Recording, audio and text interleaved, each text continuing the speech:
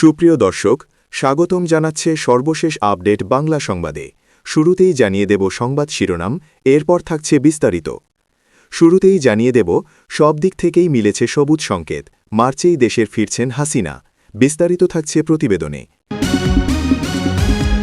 আরও জানিয়ে দেব হাসিনা ইস্যুতে সুর নরম বিএনপির, ভারতের সঙ্গে বন্ধুত্ব নাকি নয়া কৌশল। বিস্তারিত থাকছে প্রতিবেদনে। আরও জানিয়ে দেব শপথ নিয়ে নতুন মেটিকুলাস ডিজাইন, সাংবিধানিক সংকটের আশঙ্কা। বিস্তারিত পাচ্ছে প্রতিবেদনে। আরও জানিয়ে দেব তারেকের শপথের মধ্যেই রাস্তায় নামার হুমকি জামাতের, বাংলাদেশে ফের অচলাবস্থা। বিস্তারিত থাকছে প্রতিবেদনে। আরও জানিয়ে দেব কুড়িগ্রাম 1-এ ভোটার নেই, তবু ভোট 100% পূর্ণ। বিস্তারিত থাকছে প্রতিবেদনে। এবং সর্বশেষ জানিয়ে দেব জুলাই গণহত্যার অন্যতম মাস্টারমাইন্ড জয় পলক, চিফ প্রসিকিউটর। বিস্তারিত থাকছে প্রতিবেদনে। সুপ্রিয় দর্শক, এতক্ষণ শুনছিলেন সংবাদ শিরোনাম, এবারে শুনবেন বিস্তারিত। তার আগে ভিডিওটি ধাবনাটিয়ে ভালো সহংশুষ আপডেট নিউজ পেতে চ্যানেলটি সাবস্ক্রাইব করুন। ধন্যবাদ। 2024 সালের আগস্টে বিক্ষোভের মুখে দেশ ছেড়েছিলেন হাসিনা। তারপর থেকে তিনি ভারতেই রয়েছেন। বাংলাদেশের প্রাক্তন প্রধানমন্ত্রী বলেন, আমি কিন্তু ভয় পেয়ে বাংলাদেশ ছেড়ে চলে আসিনি। আমার জন্য লক্ষ লক্ষ নিরপরাধ মানুষ যাতে বিপদে না পড়ে, সেই কারণেই বাধ্য হয়েছিলাম দেশ ছাড়তে। তবে তিনি ফিরবেন এবং তা নির্ভর করছে গণতন্ত্রের পূর্ণ পুনরুদ্ধার, আওয়ামী লীগের উপর থেকে নিষেধাজ্ঞা প্রত্যাহার করা এবং অবাধ, সুষ্ঠু ও অন্তর্ভুক্তমূলক নির্বাচন পরিচালনার ওপর। হাসিনার বলেন, বাংলাদেশে বৈধ সরকার স্থাপিত হলে এবং বিচার বিভাগ তার কাঙ্ক্ষিত স্বাধীনতা ফিরে পেলে আমি অবশ্যই চাইব বাংলাদেশে ফিরে যেতে। জীবনের সবটুকু তো বাংলাদেশকেই দিয়েছি, আমি বাংলাদেশেরই সেবা করেছি। ভারত সরকারের প্রতিও কৃতজ্ঞতা স্বীকার করেছেন হাসিনা। তিনি বলেন, ভারতের একটি অজ্ঞাত স্থান থেকে তিনি এই সাক্ষাৎকার দিয়েছিলেন। চরম বিপদের সময় ভারত যেভাবে পাশে দাঁড়িয়েছে, সেজন্য আমি চিরকৃতজ্ঞ, একথা জানিয়েছিলেন শেখ হাসিনা। শেখ হাসিনা দেশ ছাড়ার পর 2024-এর 8 আগস্ট অন্তর্বর্তী সরকার গঠন হয়। নেতৃত্বে ছিলেন মোহাম্মদ ইউনুস। ইউনুস বেশ কয়েকদিন থাকার পর জনতা তার পাশাপাশি বিরোধী দলগুলি চেয়েছিল নির্বাচন। সেই নির্বাচন হল। নির্বাচনের আগে একাধিক ঘটনা ঘটে গিয়েছে বাংলাদেশে। খুন, সন্ত্রাস, সংবাদমাধ্যমের অফিস ভাঙচুর, সাংবাদিকদের মেরেছেন, একাধিক জনতার বাড়িতে আগুন ধরিয়ে দেওয়া, নানা রকমের ঘটনার সাক্ষী পদ্মাপার। নির্বাচনে আওয়ামী লীগ অংশ নিতে পারেননি। নির্বাচন মোটামুটি মোটের উপর শান্তিপূর্ণভাবেই হয়েছিল। নির্বাচনের ফলাফল নিশ্চয়ই এখন সকলের জানা। বিএনপির অসাধারণভাবে কামব্যাক করেছে। তারেক রহমান কামব্যাক করার পর বিএনপির নেতাকর্মীরা তারা তারেক রহমানকে মেনে নিয়েছেন। একটা সময় বিএনপি ছিল আওয়ামী লীগের শত্রু, কিন্তু এখন আওয়ামী লীগের সেই শত্রু নেই। রাজনৈতিক মহল মনে করছে আওয়ামী লীগের সব ভোট বিএনপিতে গিয়ে পড়েছে। কিন্তু এখন সবথেকে বড় প্রশ্ন, শেখ হাসিনা কবে দেশে ফিরছে? কারণ যে তারপর তারেক রহমান সাংবাদিক বৈঠক করে বলেছিলেন, ভারতের সঙ্গে সম্পর্ক হবে মজবুত, সমান ভাবমূর্তি বজায় রাখা হবে প্রত্যেকটি দেশের সঙ্গে। তারপর থেকে এই প্রশ্নটা ঘোরাঘুরি করছে। শোনা যাচ্ছে মার্চেই ফিরতে পারে শেখ হাসিনা। শেখ হাসিনা দেশ ছাড়ার পরেও তিনি দলীয় নেতাকর্মীদের উদ্দেশ্যে একাধিক সময় বার্তা দিয়েছেন। কিন্তু একটা প্রশ্ন, শেখ হাসিনাকে মৃত্যুদণ্ড দিয়েছে আন্তর্জাতিক অপরাধ ট্রাইব্যুনাল, যদিও সেই রায়কে মানেনি শেখ হাসিনা। ফাঁসির সাজা ঘোষণা হওয়ার পর শেখ হাসিনা বলেছিলেন, একটি মৌলবাদী এবং অনির্বাচিত সরকারের রায় অর্থহীন। এখন আর মোহাম্মদ ইউনুস নেই, তারেক বর্তমানে প্রধানমন্ত্রী। শেখ হাসিনার শাস্তি যাতে বাতিল হয়, সেই কারণে তারেক কিন্তু ভারতের সঙ্গে আগে থেকেই সে কথা বলে রেখেছেন। শেখ হাসিনা বিএনপি সরকারের 1 মাস হওয়ার সঙ্গে সঙ্গে সংসদে অধিবেশন বসার পর শেখ হাসিনা ফিরে আসবেন। আওয়ামী লীগের নেতারা তারাও ফিরে আসবেন। আওয়ামী লীগ কিন্তু বিরোধী দল হিসেবে বাংলাদেশে নেই। আবারও তাদেরকে লড়াই করে মাঠে ময়দানে ফিরতে হবে। হতে পারে আবারও 6 মাসের নির্বাচন। শুধুমাত্র এখন দেখার পরিস্থিতি কোন দিকে যায়। এদিকে বিএনপির মহাসচিব মির্জা ফখরুল ইসলাম আলমগীর বাংলাদেশের নির্বাচনে দলের জয় নিশ্চিন্ত হতেই ভারতীয় সংবাদ মাধ্যম ইন্ডিয়া টুডেকে দেওয়া এক সাক্ষাৎকারে আশা প্রকাশ করেছিলেন, সাবেক স্বৈরাচার শেখ হাসিনাকে ভারত বাংলাদেশে ফিরিয়ে দেবে। তার মন্তব্য ছিল, যথাযথ আইনি প্রক্রিয়া ও আন্তর্জাতিক নিয়ম মেনেই এই প্রত্যর্পণ সম্পন্ন হবে বলে তার দল বিশ্বাস করে। কিন্তু নতুন সরকারের শপথ গ্রহণের আগে সেই তিনিই কার্যত 180 ডিগ্রি পাল্টি খেয়ে জানিয়ে দিলেন, ভারত বাংলাদেশ সুসম্পর্কের পথে শেখ হাসিনা ইস্যু কোনোভাবেই বাধা হয়ে দাঁড়াবে না। বাংলাদেশের নয়া সরকারের শপথ গ্রহণের আগে এমনই বার্তা দিল, একই সঙ্গে ভারত বিদ্বেষের যে চারাগাছ রোপণ করে গিয়েছেন মোহাম্মদ ইউনুস, তা কার্যত উপড়ে ফেলার ইঙ্গিত দিলেন বিএনপির মহাসচিব মির্জা ফখরুল। তার নতুন বার্তা, যারা ভারতের বিরুদ্ধে লড়াইয়ের কথা বলছেন তারা আসলে পাগলের প্রলাপ বকছেন। আরেক ভারতীয় সংবাদ মাধ্যম দ্য হিন্দুকে দেওয়া সাক্ষাৎকারে তিনিই দাবি করেছেন। তাহলে বিষয়টি গিয়ে দাঁড়াল, মির্জা ফখরুল প্রথমে যা বলেছিলেন সেটা বিএনপি চেয়ারম্যান তারেক রহমান মান্যতা দেয়নি, পরে তাই তিনি নিজের কথাই পাল্টে দিয়েছেন। বাংলাদেশের রাজনৈতিক ওয়াকিবহল মহলের মতে এটাই আসলে বর্তমান বিএনপি সরকারের মনোভাব, ভারতের সঙ্গে আর সংঘাতে যাবে না দলটি। মির্জা ফখরুলের রাষ্ট্রপতি হওয়ার একটা সম্ভাবনা তৈরি হয়েছিল, কিন্তু তাকে মন্ত্রী হিসাবে শপথ নেওয়ানো হয়েছে মঙ্গলবার। এর অর্থ তাকে রাষ্ট্রপতি করা হচ্ছে না, কিন্তু তিনি তারেক রহমান মন্ত্রিসভায় গুরুত্বপূর্ণ দায়িত্ব দেওয়া হতে পারে। ওয়াকিবহল মহলের মতে বিরোধী দলে থাকা আর সরকার পক্ষে মন্ত্রী হওয়া দুটি ভিন্ন অবস্থান। সেই দিক থেকে মির্জা ফখরুলের দাবি পাল্টে যাওয়া নতুন কোনো ইঙ্গিত নয়। তিনি দ্য হিন্দুকে দেওয়া সাক্ষাৎকারে দাবি করেছেন, কিছু ক্ষেত্রে ভারতের সঙ্গে বাংলাদেশের সমস্যা রয়েছে, কিন্তু সেই বিষয়গুলি আলোচনার মাধ্যমে সমাধানের পথ খোঁজা হবে। বিএনপি মহাসচিব স্পষ্ট ইঙ্গিত করেছেন গঙ্গা জল বন্টন চুক্তি এবং ফারাক্কা বাঁধের প্রসঙ্গ। শেখ হাসিনা ইস্যু নিয়ে তার নতুন বক্তব্য হল, আমরা মনে করি হাসিনা মানবাধিকার লঙ্ঘন করেছেন, দেশের জনগণ তার শাস্তি চান। আমরাও মনে করি হাসিনাকে আমাদের হাতে তুলে দেওয়া উচিত ভারতের, কিন্তু শেখ হাসিনাকে বাংলাদেশের কাছে হস্তান্তর না করার বিষয়টি বাণিজ্যসহ বিভিন্ন ক্ষেত্রে বৃহত্তর সম্পর্ক গড়ে তোলার পথে কোনো বাধা হবে না। আমরা আরও ভালো সম্পর্ক গড়ে তুলতে চাই। ওয়াকিবহল মহলের মতে গঙ্গা জল বন্টন চুক্তি এই মুহূর্তে বাংলাদেশের গলার কাটা। চলতি বছরেই এই চুক্তির মেয়াদ শেষ হচ্ছে, ফলে এই চুক্তি নবীকরণ করতেই হবে বাংলাদেশকে। ভারত যেভাবে পাকিস্তানের সঙ্গে সিন্ধু জল বন্টন চুক্তি বাতিল করেছে এবং পাকিস্তানও সেটা নিয়ে তেমন কিছু প্রতিবাদ জানাতে পারছে না, সেটা মাথায় রাখতে হচ্ছে তারেক রহমানদের। তাই বিএনপির মহাসচিব মির্জা ফখরুল সুর নামিয়ে জানিয়েছেন, ভারতের সঙ্গে আলোচনায় বসতে চায় বাংলাদেশ। পাশাপাশি সীমান্তবর্তী এলাকার সমস্যা নিয়েও ভারতের সঙ্গে আলোচনা করতে চায় সে দেশের নতুন সরকার। ফখরুলের দাবি, আমরা ভারতের সঙ্গে লড়াই করতে পারব না, আমাদের কথা বলতে হবে। যারা ভারতের সঙ্গে লড়াই করার কথা বলেন তারা পাগলের মতো কথা বলছেন।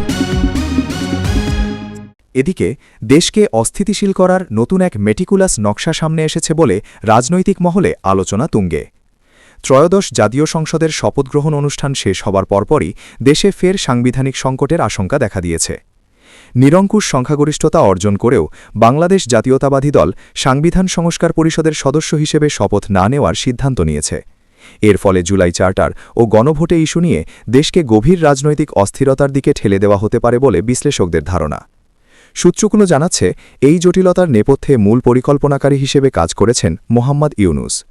2024 সালের জুলাই অভ্যুত্থানের পর অন্তর্বর্তীকালীন সরকারের প্রধান উপদেষ্টা হিসেবে তার নেতৃত্বে গঠিত হয় ন্যাশনাল কনসেনসাস কমিশন, যার মাধ্যমে জুলাই চার্টারের কাঠামো দাঁড়ায়। এতে ৮০টির বেশি সংস্কার প্রস্তাব ছিল, যার বড় অংশই সাংবিধানিক সংশোধন সংক্রান্ত।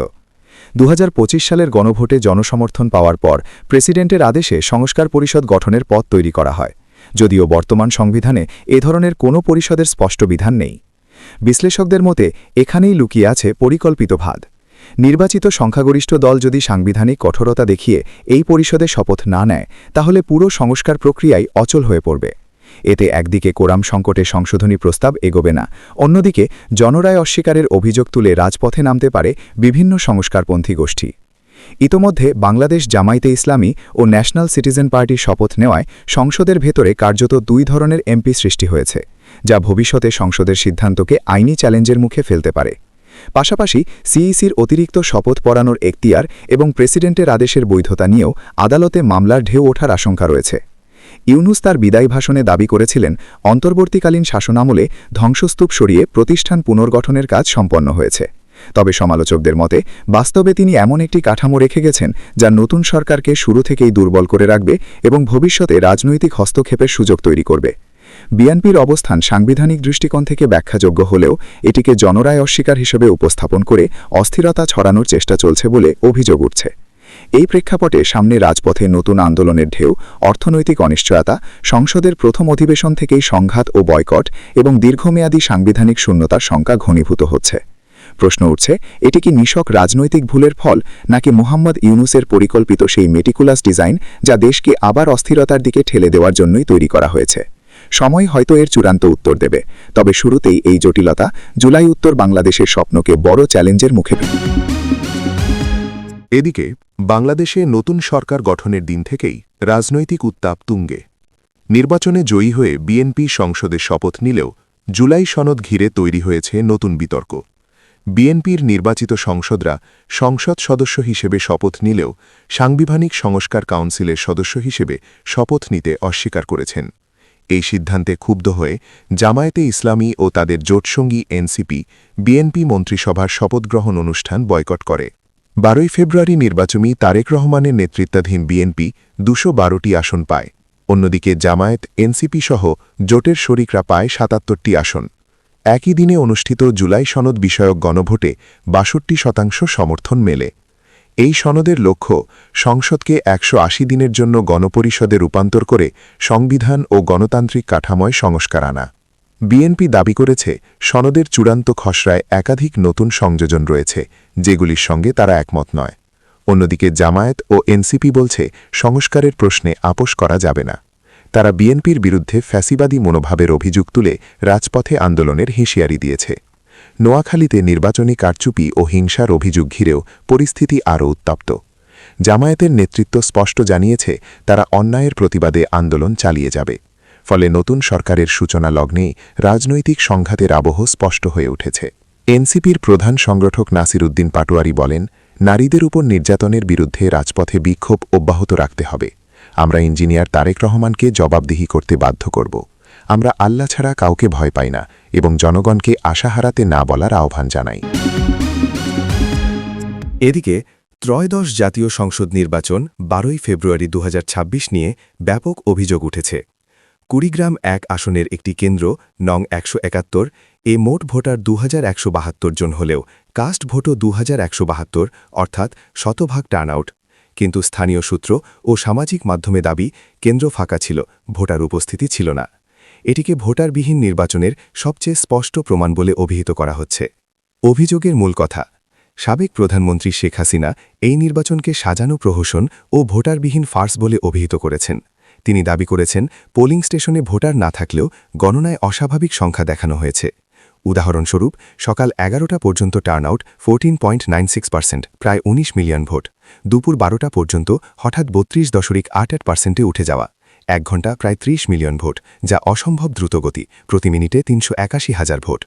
এ ধরনের অস্বাভাবিক বৃদ্ধি পরিকল্পিত জালিয়াতি বলে অভিযোগ। কুড়িগ্রাম 1, ভুরুঙ্গামারী ও নাগেশ্বরী উপজেলা এ মোট ভোটার প্রায় 5.64 লাখ, কেন্দ্র 231। এখানে কিছু কেন্দ্রে 100% টার্নআউটের খবর এসেছে, যেখানে ভোটার উপস্থিতি ছিল না। অন্য আসনেও চট্টগ্রাম 3, গাইবান্ধা 4 একই অভিযোগ। অন্যান্য গুরুতর অভিযোগ, অনেক কেন্দ্রে ভোটার না থাকলেও ব্যালট বাক্স ভর্তি, প্রাক সিল মারা ব্যালট, ভুয়া ভোট, ভোট কেনা, ভীতি প্রদর্শন, বিরোধী প্রার্থীর এজেন্টদের কেন্দ্র থেকে বিতাড়িত করা, প্রশাসনিক হস্তক্ষেপ, নির্বাচন কমিশনের পরিবর্তে প্রশাসন নিয়ন্ত্রণ করেছে। সামগ্রিক টার্নআউট কম ছিল বলে দাবি, কিন্তু অফিসিয়াল ফিগারে 59.44% দেখানো হয়েছে। ট্রান্সপারেন্সি ইন্টারন্যাশনাল বাংলাদেশ টিআইবি 40% আসনে অনিয়মিতার কথা উল্লেখ করেছে। জামায়াতে ইসলামী সহ কয়েকটি দল ভোট গণনায় অনিয়মিতার অভিযোগ তুলে পুনর্গণনার দাবি জানিয়েছে। নির্বাচনের ফলাফল ও প্রেক্ষাপট, নির্বাচনে বিএনপি বিপুল সংখ্যাগরিষ্ঠতা পেয়েছে, 209+ আসন, জামায়াত 68, এনসিপি 6। কুড়িগ্রাম 1-এ জামায়াতের মোহাম্মদ আনোয়ারুল ইসলাম জয়ী, কিন্তু বিরোধীরা, বিশেষ করে আওয়ামী লীগ, দাবি করেছে এই ফলাফল জনগণের অংশগ্রহণের পরিবর্তে প্রশাসনিক নির্দেশে তৈরি। মোহাম্মদ ইউনুসের অন্তর্বর্তী সরকারের অধীনে এই নির্বাচন বাস্তবতা থেকে বিচ্ছিন্ন। এই নির্বাচন জনগণের বয়কটকে আড়াল করতে সাজানো ফিকশন বলে অভিযোগ। নির্বাচন কমিশন এই প্রহসনের দায় এড়াতে পারে না। বাংলাদেশের মানুষ এই প্রহসন প্রত্যাখ্যান করেছে। সত্যিকারের অংশগ্রহণমূলক নিরপেক্ষ নির্বাচনের দাবি উঠেছে। গণতন্ত্রের জন্য এটি লজ্জাজনক অধ্যায়। এদিকে ক্ষমতাচ্যুত প্রধানমন্ত্রী শেখ হাসিনা পুত্র সজীব ওয়াজেদ জয় ও সাবেক আইসিটি প্রতিমন্ত্রী জুনায়েদ আহমেদ পলক জুলাই গণহত্যার অন্যতম মাস্টারমাইন্ড ছিলেন বলে মন্তব্য করেছেন আন্তর্জাতিক অপরাধ ট্রাইব্যুনালের চিফ প্রসিকিউটর মোহাম্মদ তাজুল ইসলাম। বুধবার 18 ফেব্রুয়ারি দুপুরে ট্রাইব্যুনাল প্রাঙ্গণে প্রেস ব্রিফিংয়ে তিনি এই মন্তব্য করেন। 24 জুলাই গণঅভ্যুত্থানের সময় ইন্টারনেট বন্ধ করে হত্যাযজ্ঞের দায়ে মানবতা বিরোধী অপরাধে জয় পলকের মামলায় সূচনা বক্তব্য উপস্থাপন করে প্রসিকিউশন। চিফ প্রসিকিউটর বলেন, 2024 সালের জুলাই-আগস্টে আন্দোলনকারী ছাত্র জনতার উপর যে ব্যাপক হারে গণহত্যা চালানো হয়েছিল, এর মাস্টারমাইন্ডের মধ্যে অন্যতম হলেন সজীব ওয়াজেদ জয় ও জুনায়েদ আহমেদ পলক। কারণ তারা দুজনেই আইসিটির দায়িত্বে ছিলেন। আন্দোলনের সময় ইন্টারনেট বন্ধ করে দিয়ে গণহত্যা সংগঠনের সর্বাত্মক সহযোগিতা করেন তারা। তাজুল ইসলাম বলেন, গণহত্যায় সহায়তার ব্যাপারে তৎকালীন প্রধানমন্ত্রীর উপদেষ্টা সালমান কেফ রহমানের সঙ্গে শলা-পরামর্শ করেছেন পলক। তারা নানা ষড়যন্ত্র ও পরিকল্পনা করেছেন। এ মামলায় আমরা সেসব প্রমাণাদি তুলে এনেছি।